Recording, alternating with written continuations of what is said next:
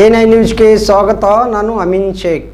ಗೃಹ ಆಧಾರಿತ ವಿಶೇಷ ಚೇತನ ಮಕ್ಕಳ ಬಗ್ಗೆ ಪೋಷಕರ ಸಮುದಾಯದ ಪಾತ್ರ ಮೇಲು ಬಿಇಒ ಯಡ್ರಾಮಿ ಸಿಂದಗಿ. ಗೃಹ ಆಧಾರಿತ ವಿಶೇಷ ಚೇತನ ಮಕ್ಕಳ ಬೆಂಬಲ ಒದಗಿಸುವ ಬಗ್ಗೆ ಪೋಷಕರ ಮತ್ತು ಸಮುದಾಯದ ಪಾತ್ರದೊಂದಿಗೆ ಶಿಕ್ಷಣ ಪ್ರತಿಯೊಂದು ಮಗುವಿನ ಮೂಲಭೂತ ಹಕ್ಕು.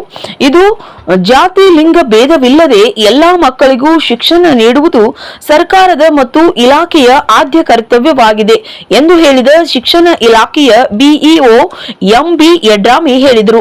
ಪಟ್ಟಣದ ಯುಬಿಎಂಪಿಎಸ್ ಗೃಹ ಆಧಾರಿತ ವಿಶೇಷ ಚೇತನ ಮಕ್ಕಳ ಕ್ಷೇತ್ರ ಶಿಕ್ಷಣಾಧಿಕಾರಿಗಳು ಹಾಗೂ ಕ್ಷೇತ್ರ ಸಮನ್ವಯ ಅಧಿಕಾರಿಗಳು ಎಲ್ಲಾ ಇಸಿಒ ಬಿಆರ್ಪಿ ಬಿಐಇಆರ್ಟಿ ಸಿಆರ್ಪಿ ಅವರಿಗೆ ಹಮ್ಮಿಕೊಂಡ ಗೃಹ ಆಧಾರಿತ ವಿಶೇಷ ಚೇತನ ಮಕ್ಕಳಿಗೆ ಬೆಂಬಲ ಒದಗಿಸುವ ಕಾರ್ಯಕ್ರಮವನ್ನು ಉದ್ಘಾಟಿಸಿ ಗೃಹ ಆಧಾರಿತ ವಿಶೇಷ ಚೇತನ ಮಕ್ಕಳ ಬಗ್ಗೆ ಶಿಕ್ಷಕರು, ಪಾಲಕರು ಹಾಗೂ ಸಮುದಾಯದವರೆಲ್ಲರಲ್ಲಿ ವಿಶೇಷ ಕಾಳಜಿ ಇರಬೇಕು. ಅವರಿಗೆ ಬೇಕಾದ ಅಗತ್ಯ ಸೌಲಭ್ಯಗಳನ್ನು ಒದಗಿಸಿಕೊಟ್ಟು ಸಾಮಾನ್ಯ ಮಕ್ಕಳ ಜೊತೆ ಬೇರೆಯವರಂತೆ ಮಾಡಬೇಕು.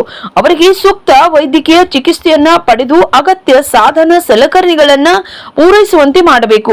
ಮಗುವಿನ ಹೆಸರನ್ನು ಬಿಟ್ಟು ಅನ್ವರ್ಥಕ ನಾಮಗಳಿಂದ ಕರೆಯಬಾರದು. ವಿವಿಧ ಶೈಕ್ಷಣಿಕ ಚಟುವಟಿಕೆಗಳಲ್ಲಿ ಸಕ್ರಿಯವಾಗಿ ಪಾಲ್ಗೊಂಡು ಶಿಕ್ಷಣ ಕ್ಷೇತ್ರದಲ್ಲಿ ಸಾಧನೆ ಮಾಡಲು ವಿಶೇಷ ಚೇತನ ಮಕ್ಕಳಿಗೆ ಸೂಕ್ತ ಪರಿಸರ ನಿರ್ಮಾಣ ಮಾಡುವುದು ನಮ್ಮೆಲ್ಲರ ಆದ್ಯ ಕರ್ತವ್ಯವಾಗಿದೆ ಎಂದು ಅವರು ಹೇಳಿದರು.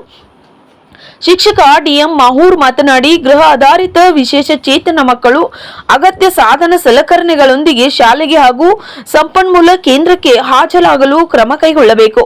ಇದಕ್ಕಾಗಿ ನಮ್ಮ ಇಲಾಖೆಯಿಂದ ಹಲವಾರು ರೀತಿಯ ಸಾರಿಗೆ, ಬೆಂಗಾವಲು, ಹೆಣ್ಣು ಮಕ್ಕಳ ವಿಶೇಷ ಭತ್ಯೆ, ರೀಡರ್ ಭತ್ಯೆ ಇತ್ಯಾದಿಗಳನ್ನ ನೇರವಾಗಿ ಮಕ್ಕಳ ಖಾತೆಗೆ ನೀಡಲಾಗುತ್ತಿದೆ. 40% ಮತ್ತು ಅದಕ್ಕಿಂತ ಹೆಚ್ಚಿನ ವಿಕಲತೆ ಪ್ರಮಾಣವನ್ನು ಹೊಂದಿದ ಎಲ್ಲಾ ಮಕ್ಕಳು ಕೂಡ ಈ ಸೌಲಭ್ಯಕ್ಕೆ ಅರ್ಹರಿರುತ್ತಾರೆ. ಇದು ಅಲ್ಲದೆ ವಿಶೇಷ ಚೇತನ ಮಕ್ಕಳಿಗೆ ಸಂಪನ್ಮೂಲ ಕೇಂದ್ರಗಳಲ್ಲಿ ಫಿಜಿಯೋಥೆರಪಿ ಕಾರ್ಯಕ್ರಮ ಹಾಗೂ ಈ ಮಕ್ಕಳಿಗೆ ಕ್ರೀಡಾಕೂಟ, ವಿಶ್ವ ವಿಕಲಚೇತನರ ದಿನಾಚರಣೆ ಇತ್ಯಾದಿಗಳನ್ನು ಸಹ ಇಲಾಖೆಯಿಂದ ಮಾಡಲಾಗುತ್ತಿದೆ. ಈ ಎಲ್ಲ ವಿಷಯವನ್ನ ನಮ್ಮ ಪಾಲಕರು, ಸಂಘ ಸಂಸ್ಥೆಗಳು, ಸಮಾಜದ ಎಲ್ಲರೂ ಅರಿತುಕೊಂಡು ಅವರ ಏಳಿಗೆಗಾಗಿ ಶ್ರಮಿಸಬೇಕು ಎಂದು ಹೇಳಿದರು. ಅವಕಾಶ ಕೊಡಿ, ಆಕಾಶ ಮುಟ್ಟುವೆವು ಎಂಬ ವಿಶೇಷ ಚೇತನ ಮಕ್ಕಳ ಕೂಗನ್ನ ಕೂಡ ಒತ್ತಿ ಹೇಳಿದರು. AS Yatnal, Saheb Gowda Biradar, Yashwantray Gowda Biradar, VD Bommanahalli, SS Ganganahalli Math, AP ಸೋನಾಳ್, Raju Gowda ಬುಸುನೂರು ಸೇರಿದಂತೆ ಸಿಬ್ಬಂದಿ ವರ್ಗದವರು ಇದ್ದರು.